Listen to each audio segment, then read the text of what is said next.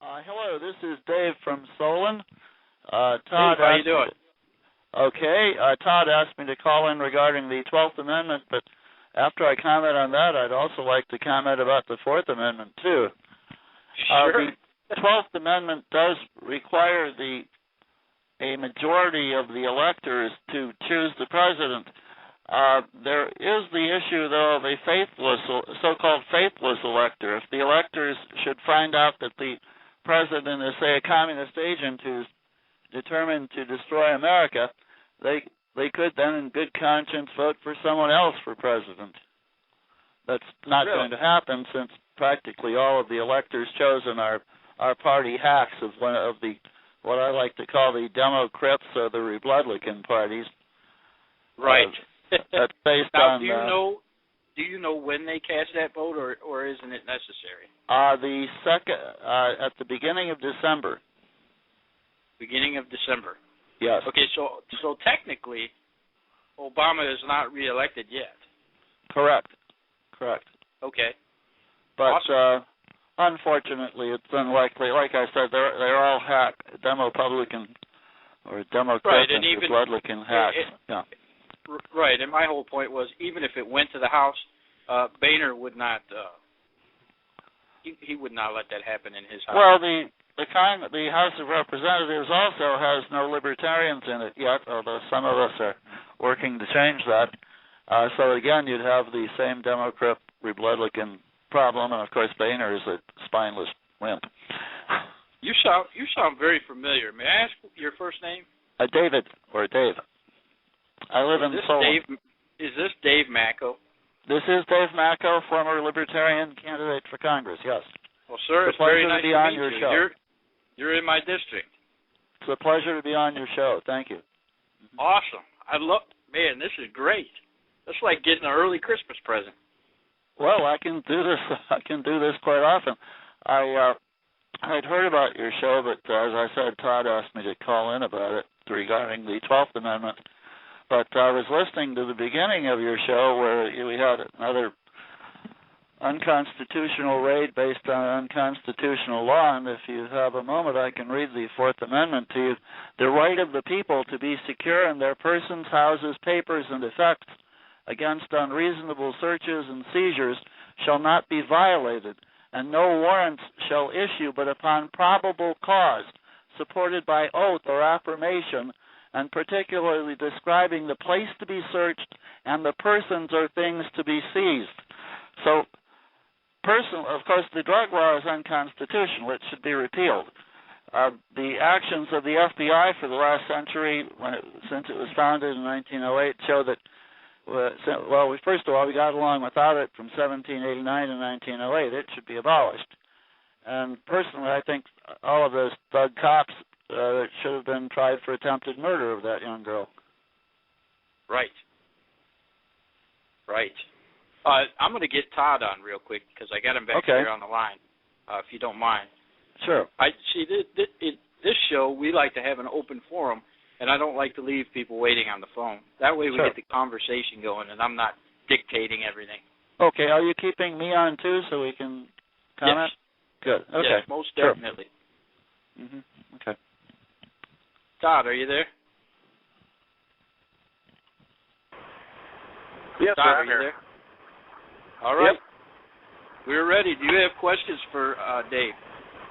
I'll tell you what, hearing his explanation of the 12th Amendment and his explanation of the 4th Amendment and the drug war was worth being on mute, because sometimes when these people that have been in the Patriot movement for as long as Dave has, sometimes you just have to listen. Thank you, Todd. I'm going to shut up and listen, Dave, if you have anything current going on. I'd like to invite everyone to the next meeting of the Libertarian Party of Cuyahoga County. That's at 7 p.m.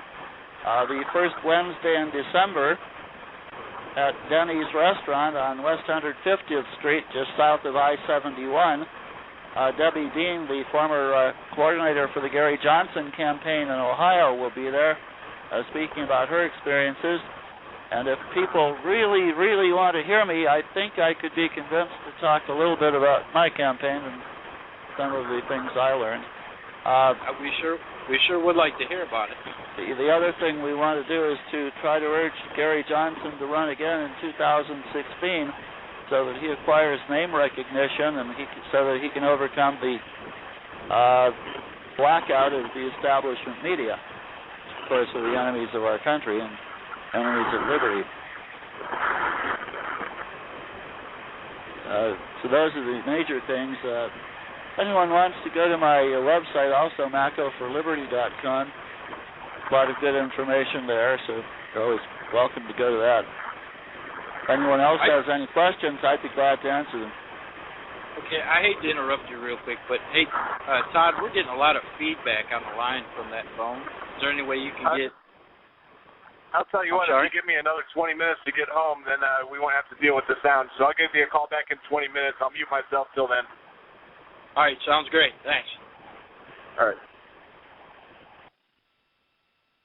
Okay, Dave, the floor is yours. I actually had a couple questions. Now, this just came up. There is a petition, and let me bring it up here, by the RLC Action. Have you heard of them? Republican Liberty Caucus? Yes. Yeah, okay. Okay, they have a petition to reverse the RNC rule changes. Can you add anything to that? Well, I'm not a member of the Republican Party, of course. I believe that these were the rule changes put in by Romney and his fascist thugs to keep Ron Paul supporters from ever freeing the Republican Party from the fascist Zionist neocon influence and returning it to principles of liberty, which Barry Goldwater and Ron Paul tried to establish. That's my understanding of it all.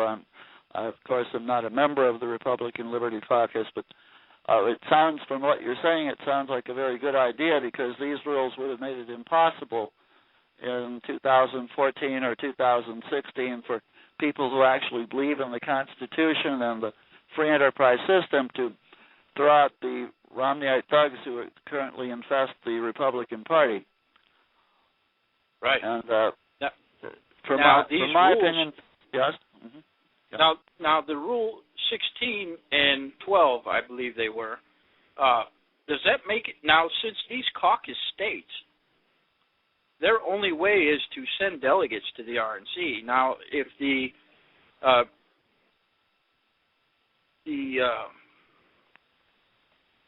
I can't even remember the word. The RNC and the front runner, let's call them, can make the decision for these states? Is that what we're saying here? I don't know. I don't know the specifics of these issues, but my understanding was that the general trend was to make it impossible for patriots and pro-libertarian Republicans and constitutionalists such as Ron Paul ever to free their party from the Zionist neocons who continually bring it to defeat with people like Dole and McCain and Romney. But I'm not speaking as an inside. I'm not speaking as a member. I don't know that, and I don't know all the details. But this is my general understanding of it. I'm pretty sure I'm right on that. Right. Well, I see a lot of events where there's Republicans and Libertarians. I'm a Republican myself, a committeeman here in Lake County, and actually I just went to a Campaign for Liberty meeting last night with Pete.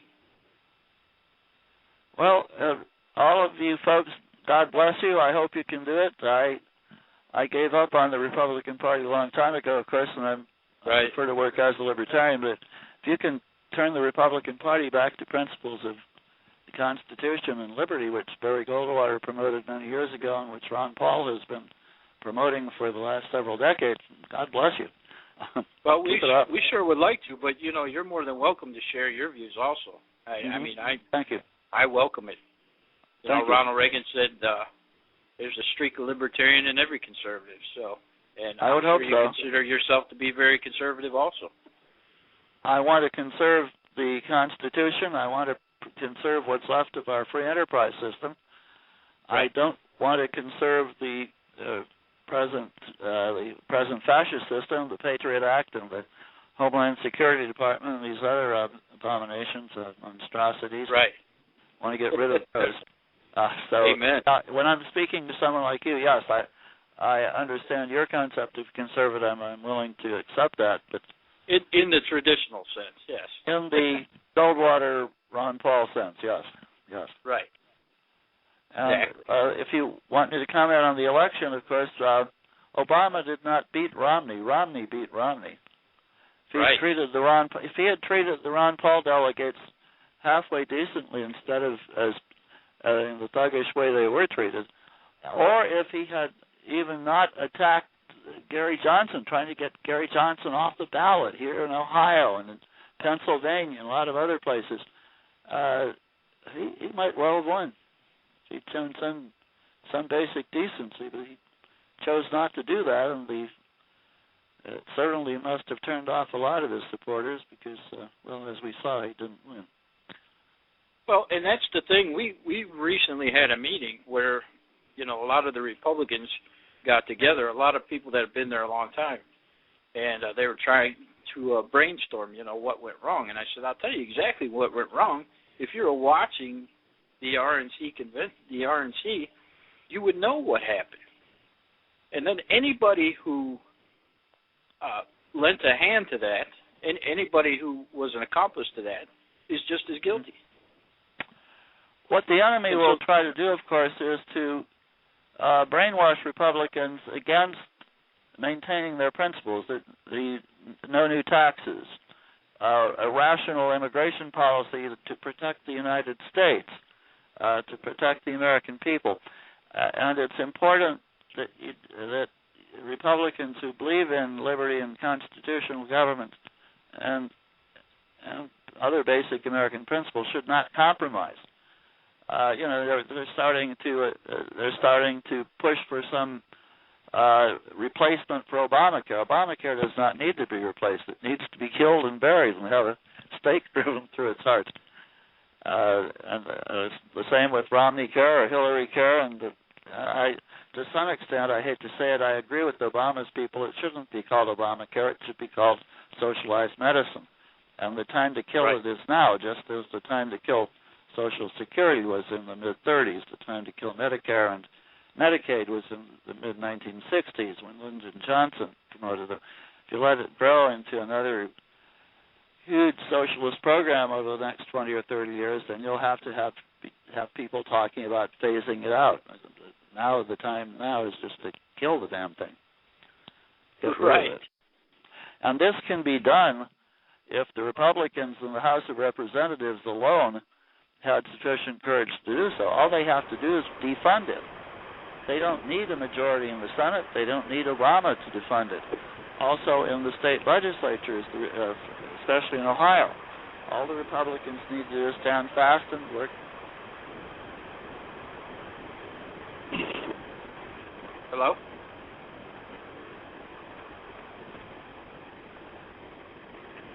Oh, okay. Hello? Oh, we must have someone else on the line? Yeah, I think that's Todd. Oh, Todd, okay. is that you? I apologize. Me? Can you hear me? Yeah, we hear you great. Oh.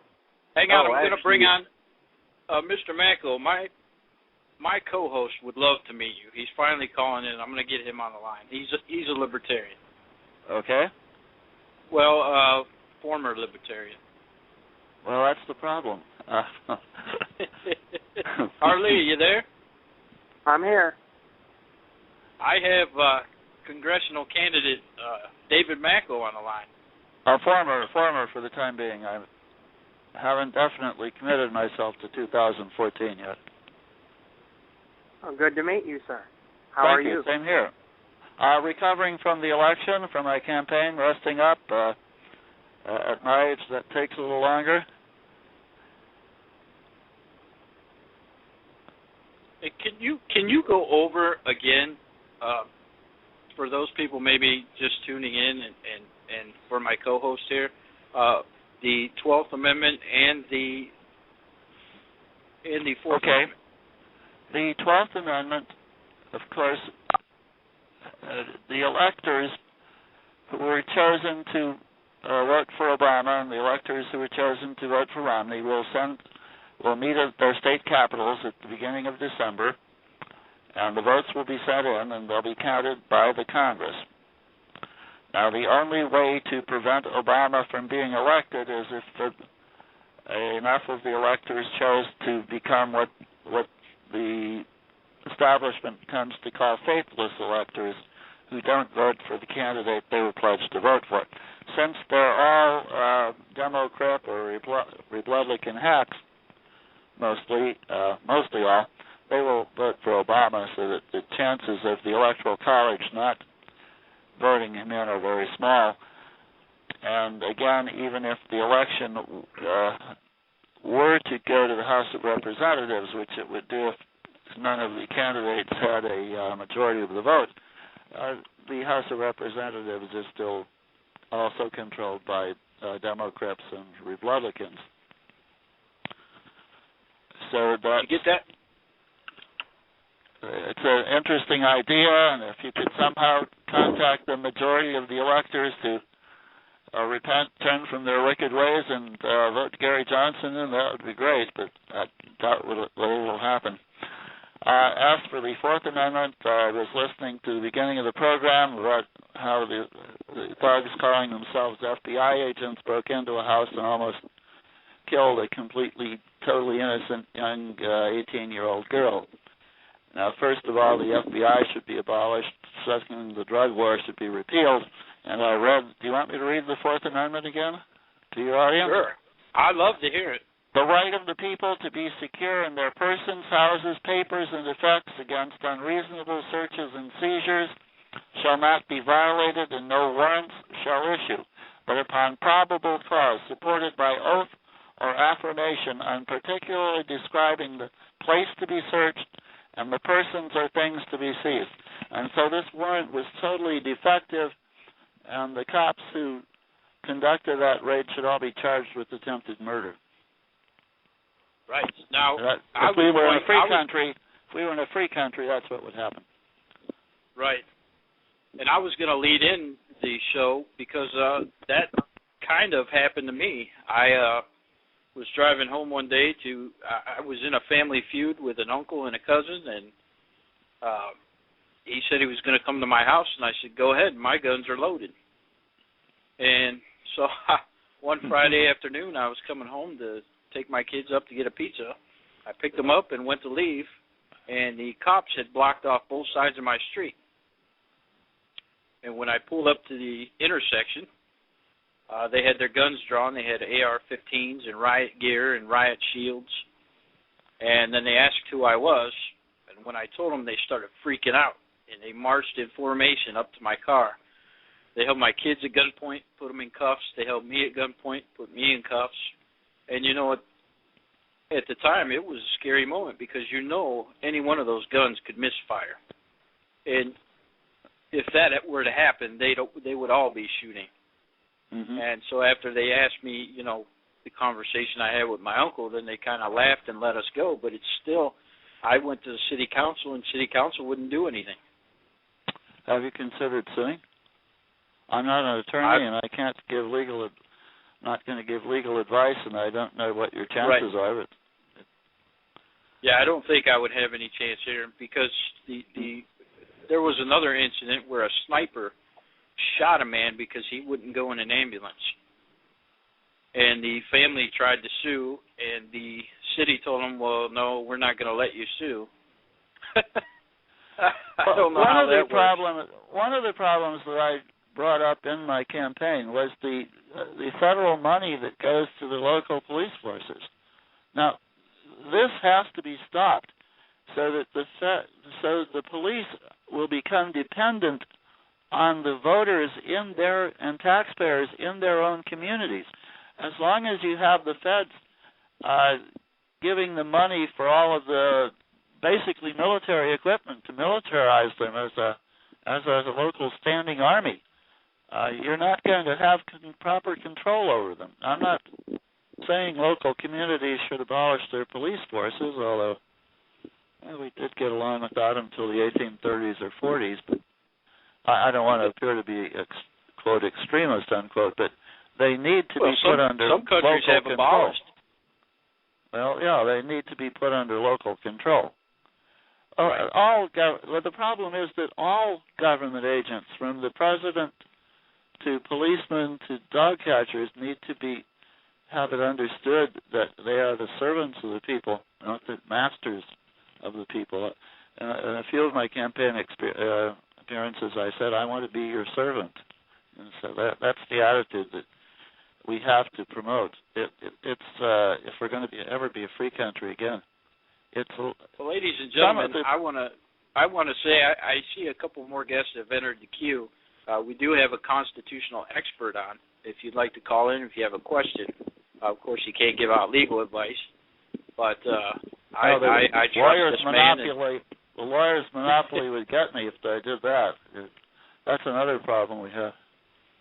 Right. I trust this man. I respect this man, and he'll give you a straight answer. Thank you. Well, I'll do that. I'll stay honest. How long is your show on, by the way? We're on for 2 hours. I don't know how long you have, but you're welcome to stay. I can stay till 10. I'll stay till 10. All right. Arlene, do you have any questions? Not that I can think of at this point. It's good to hear that we're getting in contact with all of these great people who have run for office or are running for office or will run for office, and that's a good thing to hear. Well, I tell everyone who has a basic amount of common sense that you should run for office at least once in your life, because this is the one opportunity that you have to vote for a perfect candidate, someone you can trust completely, whose knowledge and understanding you're totally confident in and who will never stab you in the back. And I'm only half joking when I say that. So it is your opportunity to vote for the perfect candidate yourself. So think about it. All right. So when we do this show, Dave, we go over current events, things that are happening right now, and we kind of go around and see what each person thinks. And since I have you on the line, I don't know if you've been following the whole Benghazi thing. I'd sure like to get your opinion on that. Well, obviously, and this doesn't take any great knowledge, Obama and the White House are lying. It obviously was meant to be a terrorist attack. There are some people who believe that the Benghazi consulate was actually a headquarters for smuggling guns to the rebels in Syria. I don't know that. I have no inside information. I do listen to alternate news such as your program right now, and of course InfoWars by Alex Jones, if I can mention that. Well, which I sure, did. That's one of our favorites. I think he's the leading honest newsman in America today.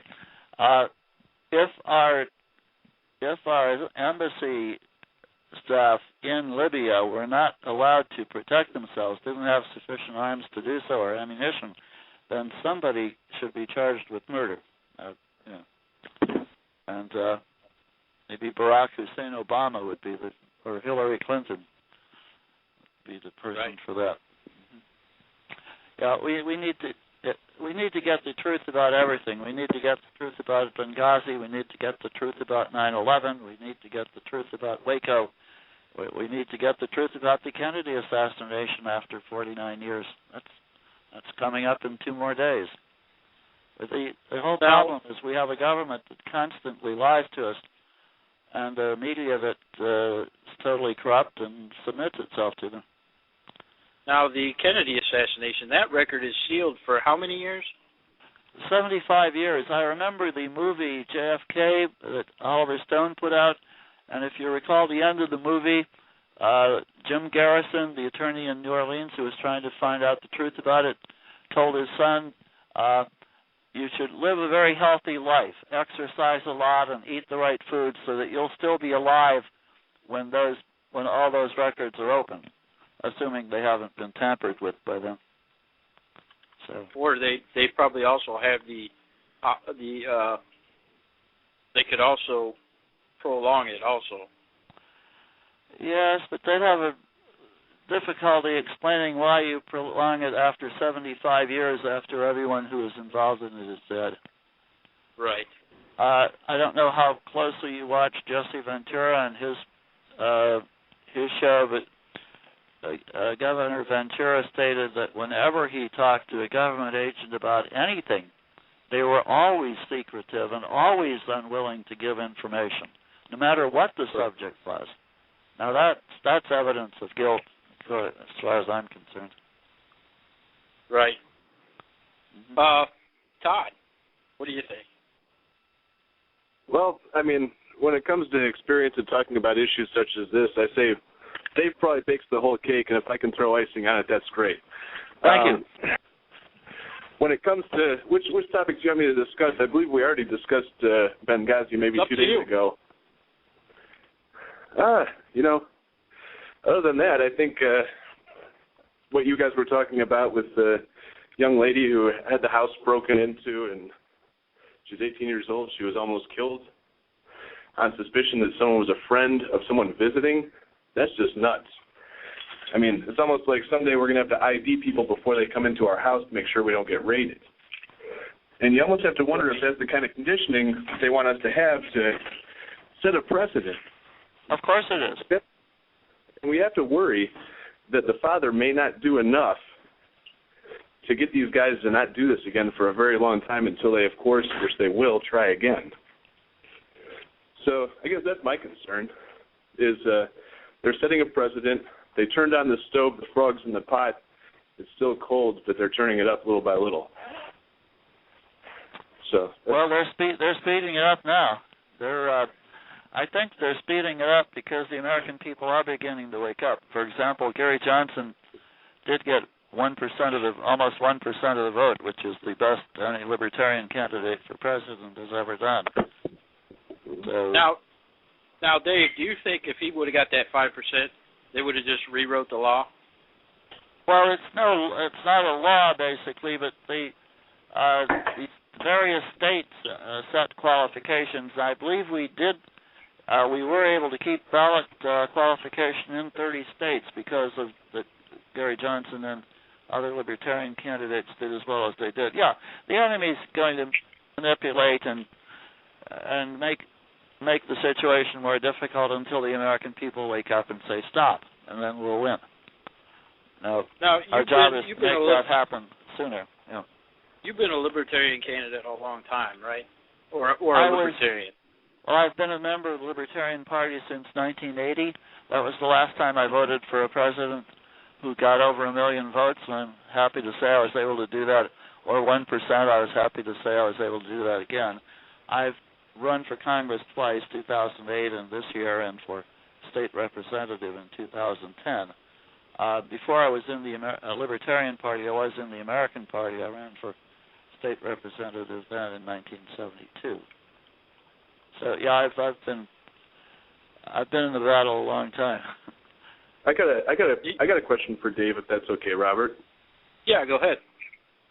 Dave, when it comes to media at the very, very local level, say the debates in Cleveland, do you think that you've been treated fairly?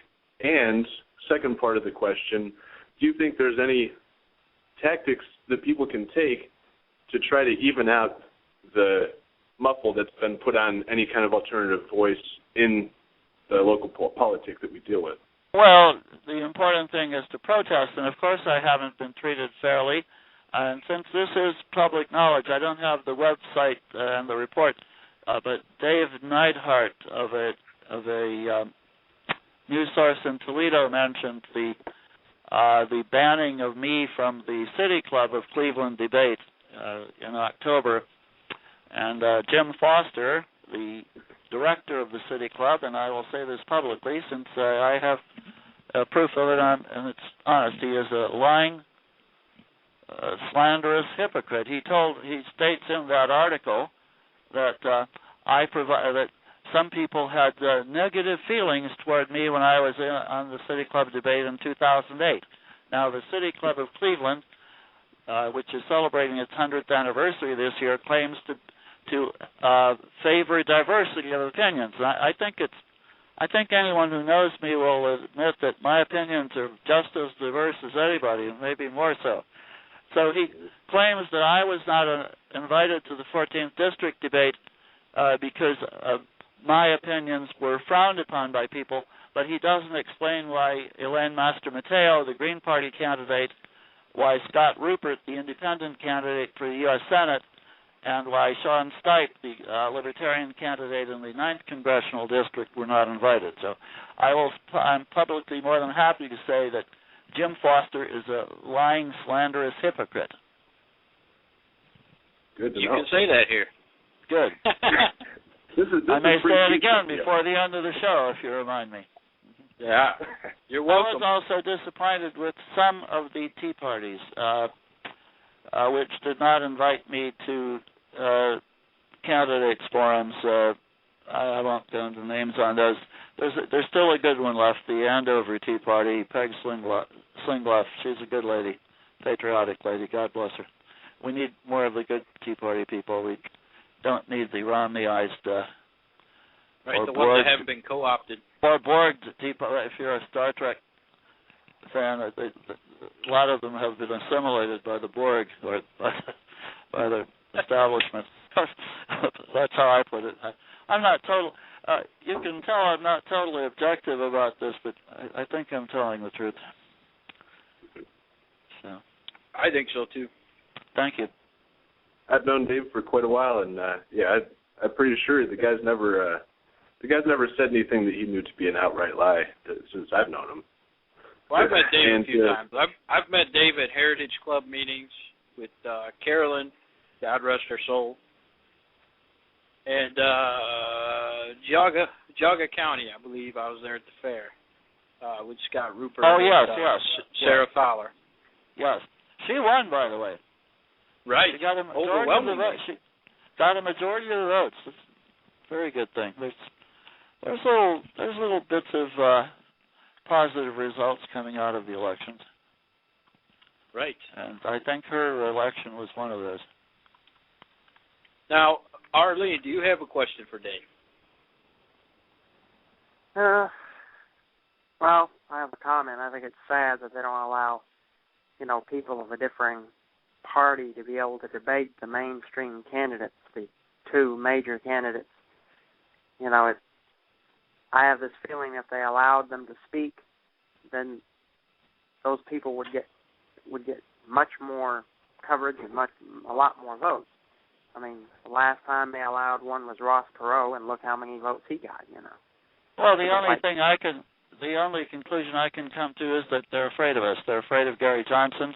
If Gary Johnson had been on national TV for 90 minutes, I think maybe he wouldn't be president with just one appearance, but if 2 or 3, he would be. And another thing is, Another thing I think when it comes to Gary Johnson, a lot of Republicans are like, oh, he's going to steal votes away from us. What we have to think about is, let's say we get a Romney-Obama-Johnson debate. What kind of way would they be able to frame that argument to keep the truth out?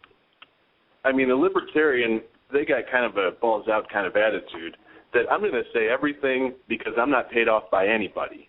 And you get an establishment Republican having to talk about these talking points. I'll tell you what, if you guys want to have a really entertaining night, go grab yourself a six-pack, go on YouTube, and watch Dave in the City Club Forum in 2007, 2008. That has got to be one of the most entertaining debates I've ever seen because he put all of them on Front Street. And any single argument that came up, he told them exactly what he thought. And honestly, when you do enough research, his opinion is probably the best one on stage. Thank you again. I didn't pay him to say that. Yeah, including the fact that nothing was funnier than hearing La Tourette say there's no such thing as a liberal Republican. Now, I did have some friends at a table I paid for. But there was laughter from other parts of the room too. Yeah, I'm sorry La Tourette didn't choose to run again. He did add some humor to that debate. There's no such thing as a liberal Republican.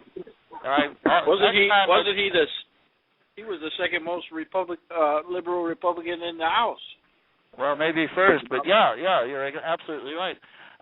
Next time, if I get into a debate, and it looks like his successor will probably follow in his footsteps. He was claiming that during the campaign. If I ever do get into a debate again and someone says they don't know any liberal Republicans, I'm going to just get a mirror out. I don't see any liberal Republicans. I'll just hold a mirror up. I think that'll work. Arlene, you have any more oh, I'm sorry, go ahead.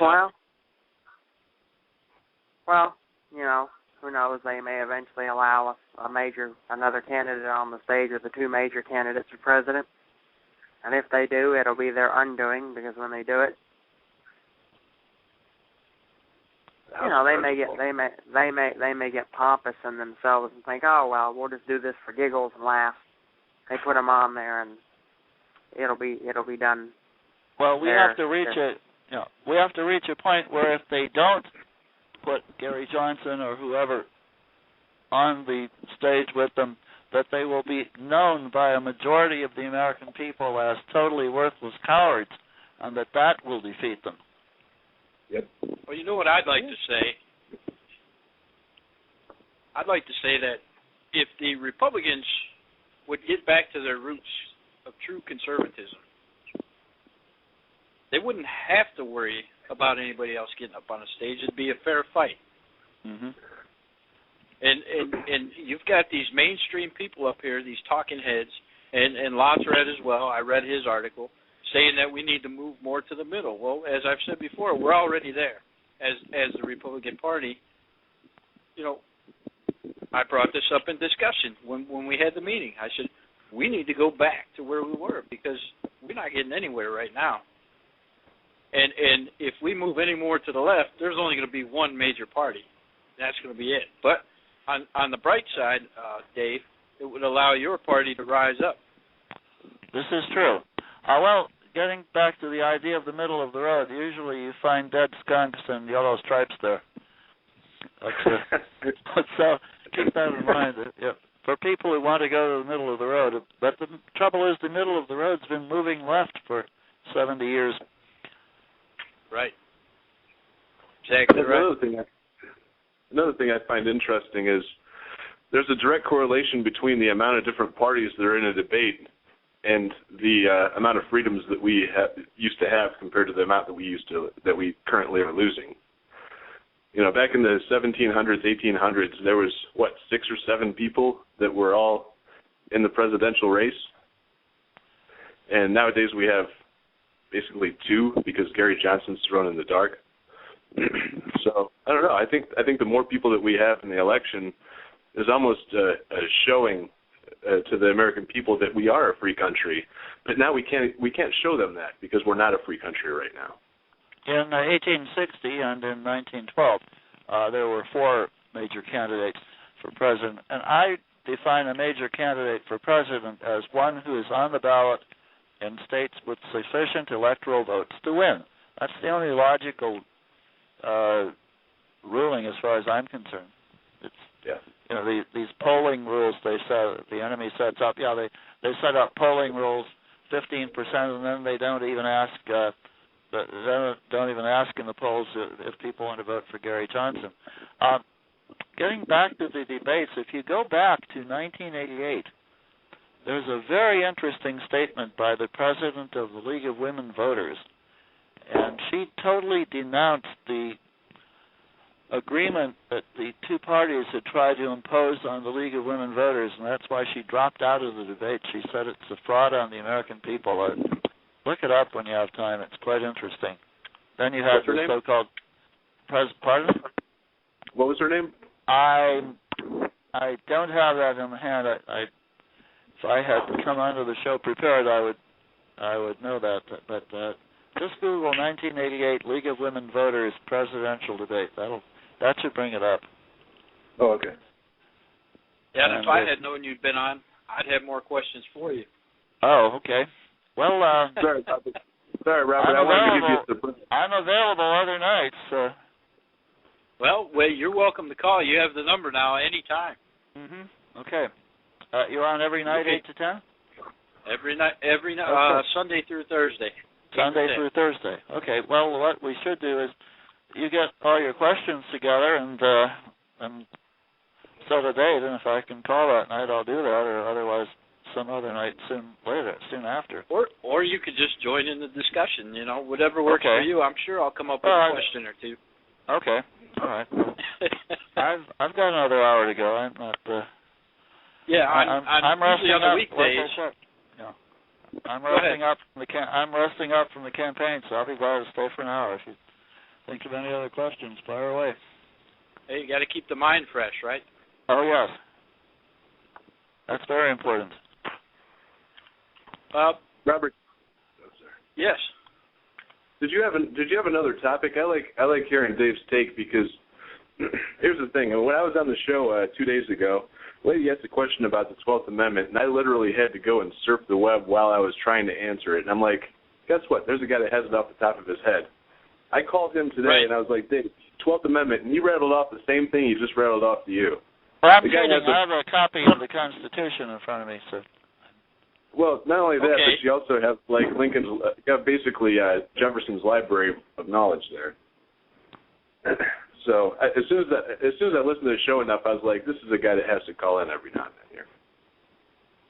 Well, one thing I had on the agenda is I heard some radio show today, and I forget which one it was, but I had to revisit what I started this show for, and that was to get people involved. And I also went to a meeting last night, and it was kind of weird because they also brought up the same thing. If you go to your city council meetings, there's virtually nobody there. And then people complain because last night a gentleman complained that he planted a certain tree in his front yard, and they came and told him that it wasn't on the designated species list. So he had to dig it up and do away with it. Now, this happened because people aren't attending these council meetings. And these council members, they don't know a damn thing about the Constitution. They just want to be somebody. It's their social that's like bowling night for them, This is their social getting out. So they run for council or whatever. They don't know a damn thing about the Constitution. They don't know anything about Agenda 21. Did somebody have something to say? I think the thing about the Constitution is, when you think of who it applies to, you think of the House, the Senate, the President, and the federal government. And then when you look at the 9th and 10th Amendment and so on, you think of the states. And the state's Constitution is what should be followed. Now, the locals, they can do little cookie-cutter corner things, but they can't go overboard. So, and this is something I probably have to improve on, that Dave's probably an expert on, that I'm not. It's the state of Ohio's Constitution. When I ran for... Go ahead. I was done. When I ran for state legislature in 2010, I read it quite extensively. There are a lot of bad, that is to say, socialistic measures that have been added to it, especially since 1912. On the positive side, the people have done a lot of good things with it. For example, the Health Freedom Amendment a couple of years ago, in which by 2-1, they voted not to have Obamacare in Ohio or any state equivalent of Obamacare.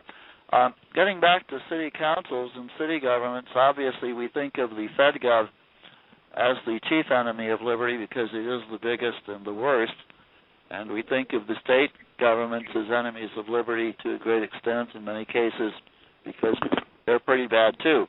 But you have this lust for power at all levels of government, and that includes the city governments and city councils. And what you often see is that they take the worst, most power-hungry little tyrants from the city councils and they move them up to the state legislature and then up to Congress. You see that a lot. So government at all levels has to be reined in and bound down by chains of Constitution and principles of liberty. And well, now we know council is not a bad place. We know from Sheriff Mack that the sheriff has complete power in the county. He's the most powerful man in the county. and he has pretty much the same power as the governor, and more power than the governor when he's in his county, when he's in his jurisdiction, correct?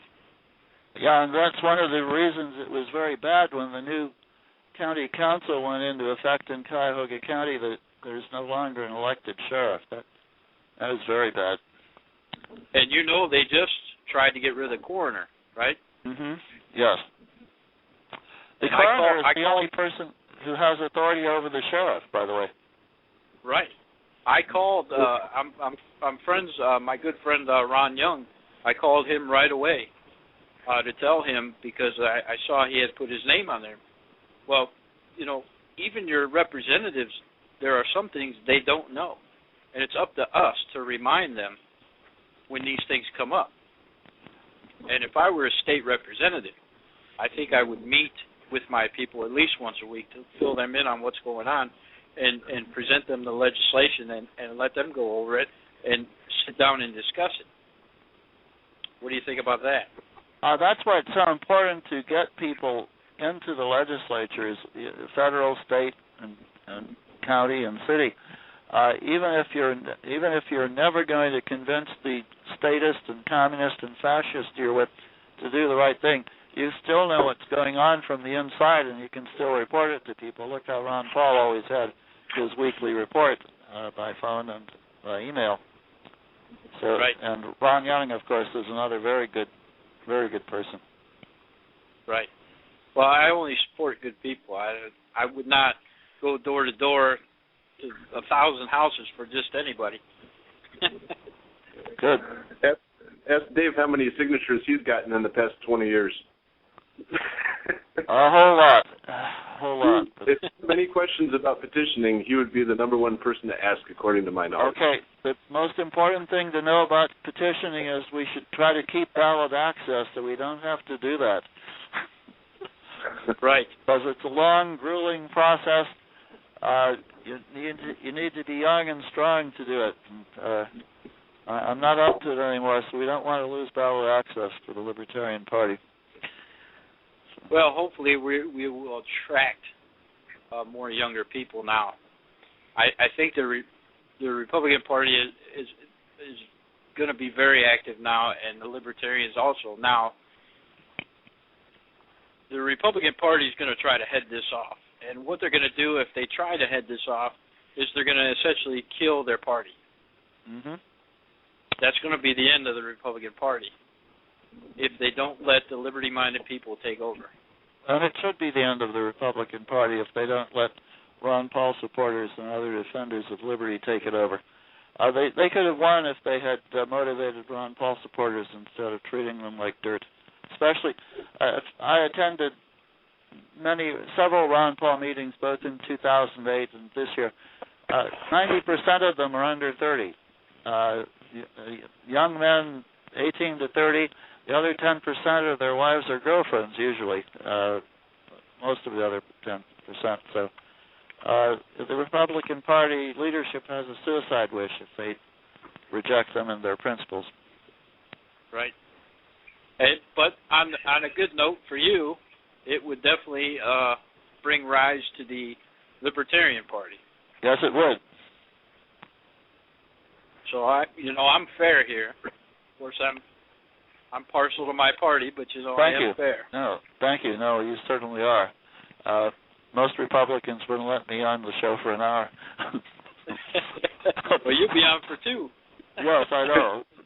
15 minutes, Dave. That's what you'd get on any of the other Republican networks because they're not really Republicans. I'd get 2 minutes from the better ones. Let's be honest about it.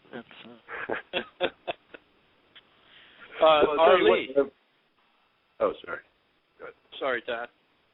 Arlie, you still with us? I'm here. I can't leave out my co-host, guys. Sorry. Go ahead, Arlie. You have a comment? I know you have a comment. This is sad because I have the gift of gab, and it's strange. I don't have near as much to talk about as I usually do. It's weird. Wow. Well, you know what? I'm going to get this caller on real quick, and then I'm going to come to you. Okay, Arlie? All right. Caller, you're on the air. Hey, what you doing, Robert? What's happening? Who we got here? Oh boy, it's Mikey. Hey, Mike. How you doing? Not too bad. Not too bad. Just getting ready for this holiday, my friends. Get ready for this holiday. You all ready? I'm ready. We have Arlie, as always. We have Todd with us today. You met Todd. And Mr. David Macko. Okay. Good deal. And Arlie was about to say something, so I'm going to let him speak, but I didn't want to leave you on hold. So I'm going to let Arlie go ahead and speak. Well, there was an article in an op-ed piece in today's USA Today, and it basically said to the tune, basically that the guy, what is his name? His name is Dwayne Wickham. He's more one of those liberal socialist supporters, but he was basically coming out and talking about how that McCain and Senator Graham, they don't want to have Susan Rice seated over the Benghazi thing, and how it's ridiculous, and that basically people on the Hill basically came out and had a press conference where they labeled Graham and McCain sexist and racist because they opposed a woman they opposed a person that the president wants to name as Secretary of State just because she happens to be black and because it happens to be a woman. So I thought, well, that's a cheap shot. I don't care much for McCain or Graham, but I mean, you're gonna pull out the sex and the race card. I mean, of course they are. That's all they have. Sounds like they're grandstanding. Who are they to know? Who are they to know what's in McCain and Graham's hearts and heads? How do they know what the motives are? The ulterior motives. For all they know, both of those men, their motives are genuine. They don't want her in there because they suspect that she has something to do with, or she knows something about Benghazi. So, now, and Dave, I wouldn't doubt that she does. Now, Dave, before I let you comment on this, Dave, did the Senate or did they not just pass a law saying that the Senate didn't have any say over the president's appointments? Well, that's nonsense because the Constitution states that the Senate, 2/3 of the Senate have to approve Supreme Court justices and other presidential appointments. Right, it's totally unconstitutional. Right, So I understand that, but didn't they pass something like that? I don't know, but if they did, it has the same validity as the Patriot Act, the Homeland Security Act, the Federal Reserve Act. It's totally contrary to the Constitution. Right. Now, do you have a comment on what Arlie just said? Sure. The fact that the enemy is using the sexist and the racist cards shows they have no rational arguments. We need to get beyond this. Just ignore it. Go ahead, Todd. Well, I'm pretty glad that two patriotic Americans like CFR member John McCain and go ahead and pass the Patriot Act, Lindsey Graham are the two representatives that are heading this off. It gives me great confidence. Not really. I think that what they're doing is they're putting out a false vision for us. They're getting two of the lamest Republicans to go against this, calling it sexist. They're going to back down, and they're going to push it through. Whenever you get something that you think you can get publicized, you get two of the weakest of your party. McCain Feingold, McCain's immigration bill with the late communist Ted Kennedy, and you expect these guys to defend our rights? I'm sorry, man. After seeing these guys for as many years as I have, I already know what's in their hearts. There's nothing good. They bear bad fruit. So, in my opinion, I think it's grandstanding to make them look good, like they're trying to do something, and they're totally just on a bull worthless to me. All right, I'm going to give my opinion, and then I'm going to go to Mike.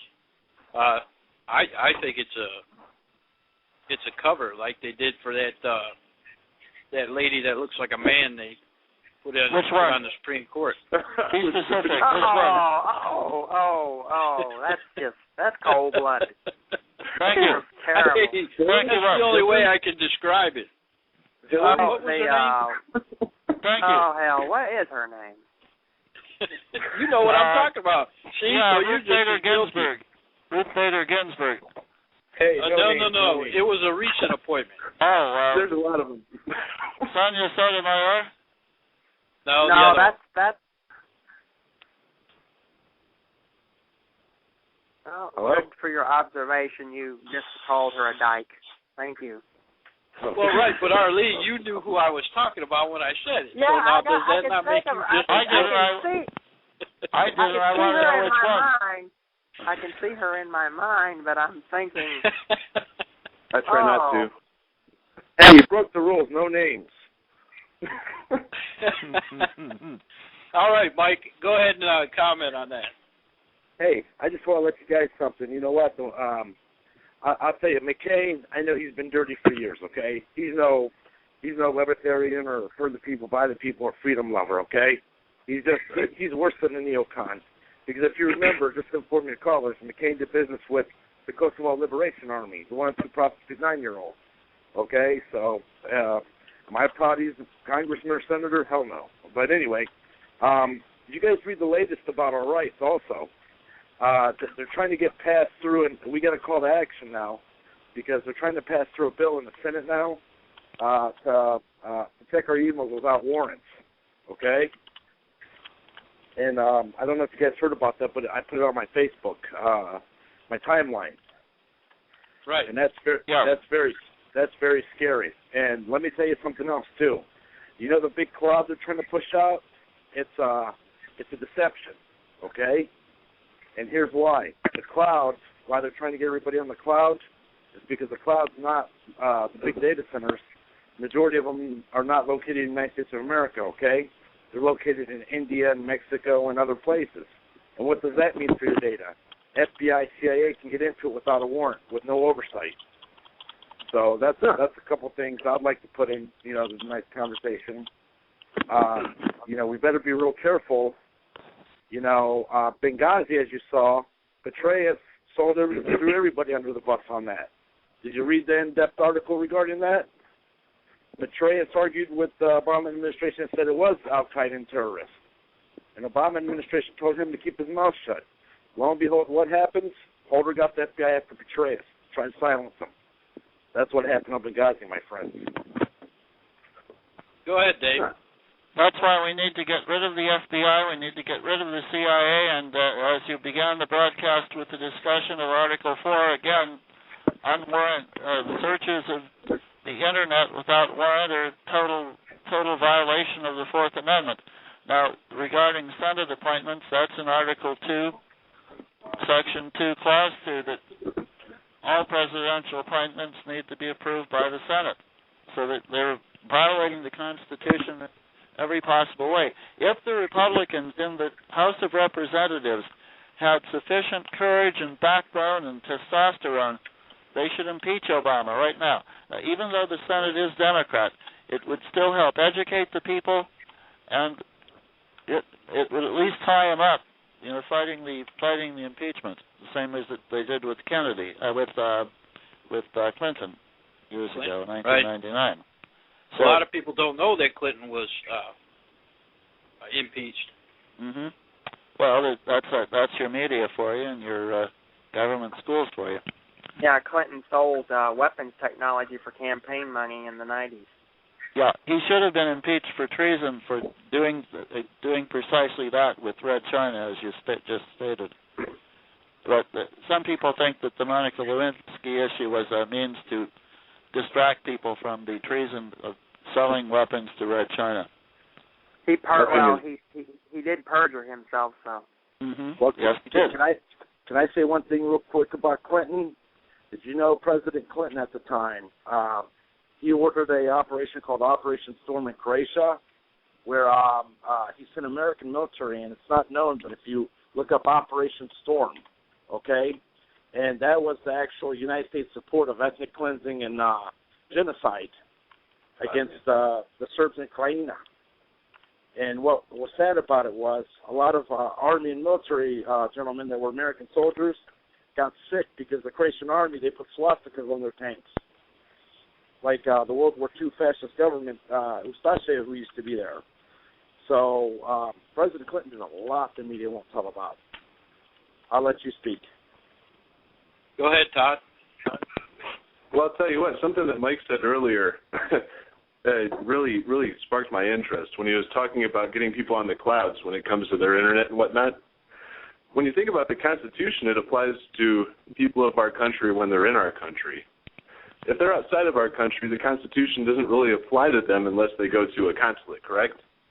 No, Correct. not correct. No. Okay, so I'm incorrect. So the cloud thing, we shouldn't really have to worry about too much, but that's assuming that we have a government that is willing to follow the Constitution. It seems like the cloud may be a way of pushing us out of the constitutional reach in order to be able to spy on us. But Right, the Constitution is a limitation on the federal government. They can't, under the Constitution, they cannot spy illegally in the country or out of the country on Americans. That's interesting. That would. It's a restriction on the government, properly viewed. No, here's the loophole, gentlemen. They can spy on foreign companies, as they've gotten caught doing before in a project called Project Echelon. That's Clinton's. Yeah. Well, they couldn't do that if the House of Representatives didn't fund them. And again, Correct. the CIA should be abolished. Correct. All with the House of Representatives, if they had sufficient testosterone or backbone or just plain courage. Balls. Do you remember? That too. Those two. Do you remember what happened the last time they tried to abolish the CIA? What happened? Kennedy got shot. Kennedy was killed, yes. But Right. Do you think any president's going to do it? then try him for treason. Then the House of Representatives should try him for treason. Put him between the rock and a hard place. Right. Death by your country or death by an assassin? One way you go out like a champion, one way you go out like a coward. Yes. Well, exactly. But here's what the problem is. If you go after the CIA, let's say Rand Paul gets in. He says, we're eliminating the CIA tomorrow. I'm ordering the United States military to apprehend and close them down, okay? Here's what the problem is. You got 20 to 30% of our nation's military integrated with the CIA now, okay? Even their own military commanders don't know who the CIA is in their units, in their ranks. So, I mean, I agree with you 100%. We don't need the CIA anymore. I mean, we can, go back to, something like we did in World War II. Only when needed. But the problem is, it's rooting them out. Well, we have to draw the line sooner or later, and when we draw, it's better to draw the line now than in 10 or 20 years. The demographics are not in our favor. Correct. Especially as long as the immigration invasion continues. Yeah. Yep. Yeah. It is subsidized. Draw the line. It's time to draw the line. Well, it may have been time to draw the line in 1933 or 1913. Yeah, good old Woodrow Wilson. Him. Traitor and enemy, may he burn in hell. Oh, yeah. They probably burned hotter for people like that down there. Yep. I think there's going to be a lot more than him just burning. Well, there's Franklin Roosevelt. There's practically all of the presidents since Roosevelt. I keep telling people the last good president was Calvin Coolidge. Now, I want to touch on something else here. Dave, I'm going to start with you, and then I'm going to go around because I know we're kind of stumbling over each other here. What came to my mind today was the schools and what they're teaching, and they're trying to change history. There have been reports of students learning, and now I've seen this for myself. I watched the series on TV, The Revolution, and I was very interested in it. I started to watch it, and the way they portrayed our founding fathers was that of a terrorist. Now, We know they had the FEMA video where they were training the police that the Founding Fathers were terrorists. Yeah. And now it's in the children's school books, in their history books. They're teaching that the Founding Fathers were terrorists. And I want to get your opinion on this and what we can do to stop it. Abolish the Department of Education federally. Stop all federal aid control of education to the state. At the state level, you're going to have candidates for the state legislature who will propose a public education reform, as I did 2 years ago. My public education reform would have solved all public education problems by abolishing the public schools in 3 years. Now, the public schools are one of the 10 planks of the Communist Manifesto. I don't think we can have a free country where we have government schools. At the very least, we have to get them under local control of the parents and taxpayers. But I believe the ultimate solution is to abolish them. There's a very good group of folks called the Alliance for the Separation of School and State, and I don't have their website handy right now, but you can Google them and look them up. Samuel Blumenfeld is a very good expert on the government school problem. One of his books I'm thinking of right offhand is Is Public Education Necessary? Now, this country did not have government control of schools except a little bit in New England, which was a theocracy during the 17th century. Now, some people may disagree with that, a large majority of the uninformed citizens. I know, yes. What could we do that wasn't to the extreme in the meantime to kind of bring people that way? Well, again, and all federal control and meddling. If the people have been brainwashed to want government schools, even though they wouldn't want the government telling their children what to eat or what clothes to wear or how to be sheltered, it should be strictly locally controlled by the local taxpayers. So that if the local taxpayers and parents don't want it, then it shouldn't happen. Now, I know a good friend of mine, you probably know him, Tom Baer. Yes. He is actually starting at our school a program that is run by the students, a history course, kind of like a history club. Good. And I'm very glad that Tom was able to do that, and I'd like to have him come on here one night and explain to us, what they're doing there. But go ahead, Arlie. I'm going to let you comment on this.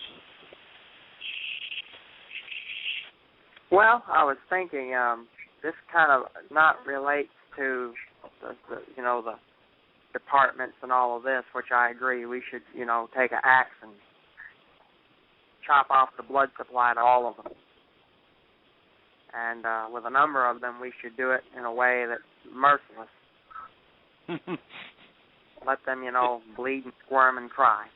My thing is that I was talking the other day about the Senate and how prior to a certain period of our history, we didn't have Senate minority and Senate majority leaders. We had Senate whips and and all of this. We had the president, the vice president, spent most of his time presiding over the Senate. And, the last vice president to lead the Senate full time was Alvin Barkley under FDR. And since then, we've not had a full-time vice president who presides. It's his job. His job is not just to break tie votes. His job is to preside over the Senate. His job is much the same as the Speaker in the House. And, Thomas Jefferson and Aaron Burr, each in their time were well known because they were two of the first three presidents of the Senate, and they created a lot of the rules, the parliamentary procedure. Jefferson wrote a book on parliamentary procedure that they used in the Senate during his tenure as vice president and as president of the Senate. And Aaron Burr created a number. He was one of the people who established many of the procedures and protocols that the Senate has had, starting out and has had to this day. So, for my knowledge, and it is my, I don't know, I can't remember his name, Frank. He ran for congressional. Is he still on here? That's Dave. I'm Dave Macko. I ran for Congress in the 14th district. Right. Yeah. Well, I was just going to say, like I said, I have interest in national office, and the presidency is among those things I'm interested in. If I ran and my vice president, they would preside over the Senate. I don't see the point in these, majority leader and minority leader and whip and all of this. My interest is reestablishing things as they were. The vice president has control of the Senate. The vice president leads the Senate on a full-time basis. And not only that, but that the Senate, as Governor Rick Perry, like I said, he's a statist like the rest of them. But one thing he did say that I'd agreed with was that he believed that the federal legislature, the parliament in Washington, that they should be. A parliamentarian's job in Washington should be a part-time job. It shouldn't be full-time. They shouldn't be getting these pensions and all of this stuff, perks. Well, I'm going to let Dave go ahead and comment on your comment. Okay, Congress should be, yeah. This is why he's my co-host, Dave. Right. If we were a free country and we got all the problems solved, Congress should be a part-time job. They should come there for 3 or 4 weeks, see what federal bureaucrats they need to impeach, and then go home. Another big change that needs to be done is to have the Senate selected by the state legislatures again, as it was before the 17th Amendment in 1913, because then you had two distinct bodies, the one representing the people directly and the other representing the states. Since the 17th Amendment had the senators chosen directly by the people, you no longer have the states represented as such in the Congress. You no longer have that barrier to federal power. It was another means of establishing gridlock. And by the way, for anyone listening, gridlock is good. The gridlock is one of the few things that has preserved what liberties we still have. Yeah, if they're not getting along and passing anything, then they're not stabbing us in the throat with an ice pick. Absolutely, you got it. All right, Todd, I'm gonna let you comment. I'll tell you what, I was listening to Dave's comments about getting the Fed out of education. The original question was regarding education and how to, bring education back to a level that we could probably handle. Well, the problem what with dealing we want with to do is we can do both federal and local, but on this show, I'd like to concentrate on what we can do locally. You know what I mean? Right. But you can go ahead and comment on federal. Right, but my only comment with federal was if you get federal out, organically, everything will correct itself. Everybody loves their kids. And most good school areas, they have parents that are involved. They have parents that want to do certain things. Now, if you're getting federal funding these crappy programs so that you can get new computers, these parents are going to look past what you're teaching their kids, and they're going to be like, oh, wow, jangle the keys. Oh, there's new computers. Get the Fed out, all of a sudden, you combine that with a voucher program, and all of a sudden, the students move to the more successful schools. Now, these inner-city crap schools that are teaching socialist propaganda and the kids graduate without being able to read, they're going to move to the good schools. And the good schools are going to be the ones that have a good curriculum. And the good curriculum is going to be handled at the local level because the locals are like, hey, we succeeded better than the Fed did. So I think once you get the federal government out, the schools organically with a voucher program. And I think a voucher program would work even with the feds screwing around. It would just cost them more money. Unfortunately, it's our money. But organically, things will correct themselves without federal funding and with the voucher program. Go ahead, Mike. I'm always, that's one thing I support you on, Robert. I've always been a firm believer of it starts from the local level up, okay? Now, what we can do is, obviously, the school board is paid by the taxpayers. Like, let's use Minter as an example, okay? Minter schools receive money from Minter tax dollars. So what we basically do is we give the Minter Council the power again. We put in the right politicians in the Minter Council, and they dictate to the school. They say, you know what? Well, actually, let me stop you before you go on. The Mentor City Council has nothing to do with the schools. Well, no, I know that, but we need to give them that power. That's the problem. I remember the discussion we had the other day, not to say any names, but we need to give Mentor City Council the power back because Mentor City Council represents the people, and that's what we're here for, guys, right? So that's how we set it up on a local level. We give the council and the trustees their power back. We tell the state to butt out. We tell the federal government to butt out. And we say, you know what? When it comes to statewide matters, we'll let you intervene and give your 2 comments. But we're still going to decide what we want to do in our area. And it's all set up like this, guys, for regionalism. That's why they're taking the power. They claim it as, different types of, flavors or whatever. Okay, one place you have council trustees, another place you have council, another place you have commissioners.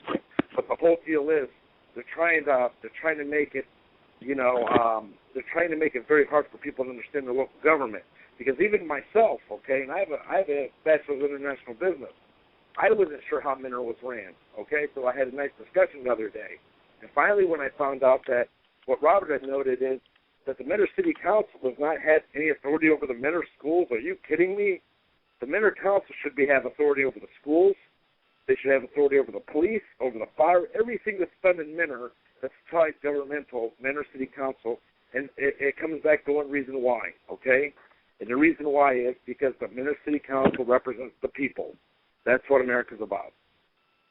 Well, somewhere along the line, the council didn't represent the people because they let the power be taken away. For instance, they took away the power from the mayor and gave it to a city manager. Well, thus taking away their own power. I actually, after that conversation, I reached out to some people, okay? And here's what I was told, and it was confirmed, okay? Here's what happened. You get these outside groups like they did with issue number 2 in Ohio, okay, which wanted to set up that regionalism board, okay, without elected officials to spend our tax money. What happened, outside groups came in Minter. I think it's, these regional 21 groups, and they basically pushed for a vote to set it up just this way, Robert. Now, what we need to do here in Minter and other towns, we need to give the power back to the council. And then we need to put the council on notice and say, listen, you work for us. We don't want our 10-year-olds to have the day after pills. If you want to do that, do it outside of school. That's between you and your child. But don't force it, and issues like that. The forefathers being terrorists, okay, let the people in Minter vote on it. Okay? If they want to, teach the kids, that's what a republic is about. The people, the majority of people, what they want. Okay? And the problem is we don't have that because, again, we have the city manager here in Minter, okay? That's like the Politburo director. Same deal. Wake up, people. Wake up. And once we do that, we get control over our schools again, where we can get this junk out about our forefathers being terrorists. And this other cahooty nonsense, that they pump into our kids that's not true, like, oh, unions are the best thing in the world. Well, unions were originally set up, not say that union people are bad, because most union people are like most Americans. They're uneducated, uninformed. Okay, unions were set up from a mold from the Communist Party Workers Union. I mean, for God's sakes, even McCarthy said, the union should not be allowed to operate in 19th America. So that's what I got to say about that, guys.